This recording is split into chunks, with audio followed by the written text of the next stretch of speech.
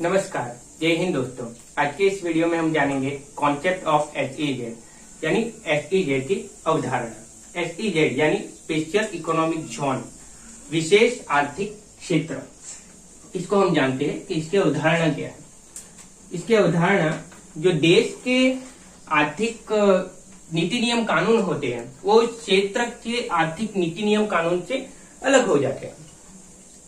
इसकी डेफिनेशन दी है, वह भौगोलिक क्षेत्र जहां के भौगोलिक क्षेत्र यानी वही एरिया जहां के व्यापार, आर्थिक क्रियाकलाप, व्यापार तो आप बिजनेस समझ सकते हैं, आर्थिक पैसे से रिलेटेड क्रियाकलाप हो सकते हैं, उत्पादन किसी चीज का प्रोडक्शन तथा एवं अन्य व्यवसायिक अदर बिजनेस जो गतिविधियां है, जो कार्य है को संचालित किया जा सकता है। तो वो क्षेत्र को हम कह सकते हैं एसईजेड, स्पेशल इकोनॉमिक जोन।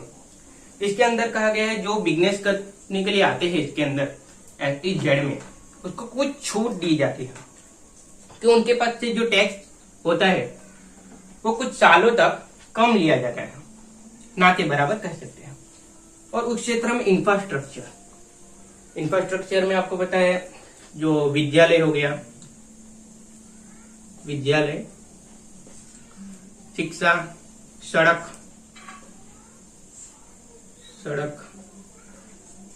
और जो एक्सपोर्ट इंपोर्ट के जो कार्य है उसको बहुत इजी कर देते हैं। इंफ्रास्ट्रक्चर जो मजबूत हो, तो रोड, रास्ते, गटर ये सब मजबूत हो जिस भी एरिया में, तो उधर हम बिजनेस बहुत अच्छे से कर सकते हैं। शिक्षा का क्षेत्र जो बढ़िया हो तो।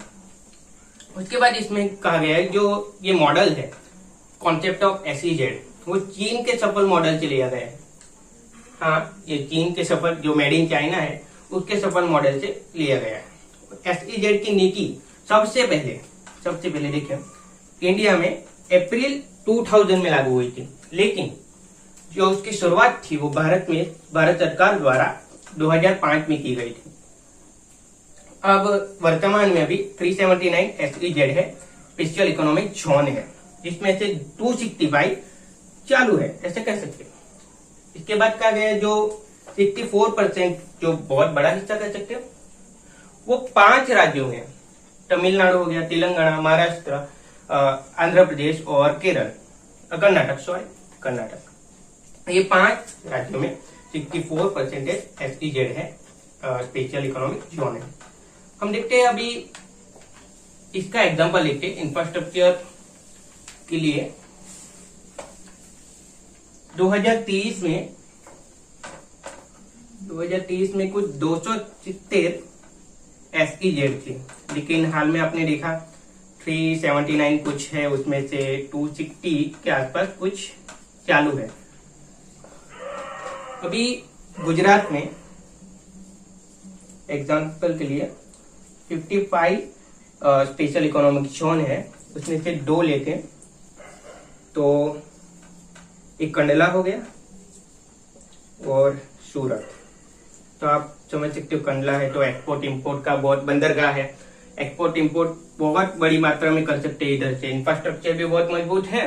और सूरत की तो बात ही निराली है, उधर तो है ही इतनी सारी चीजें सूरत में कि हमारी वलसाड की जो आबादी है 2 लाख ही है कुछ, लेकिन सूरत में 18 लाख कुछ है। तो आप इस बात से अंदाजा लगा सकते हैं कि सूरत कितना पावरफुल में है।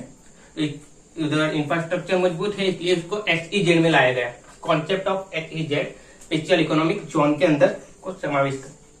तो आज के लिए इतना ही, मिलते हैं अगले नेक्स्ट वीडियो।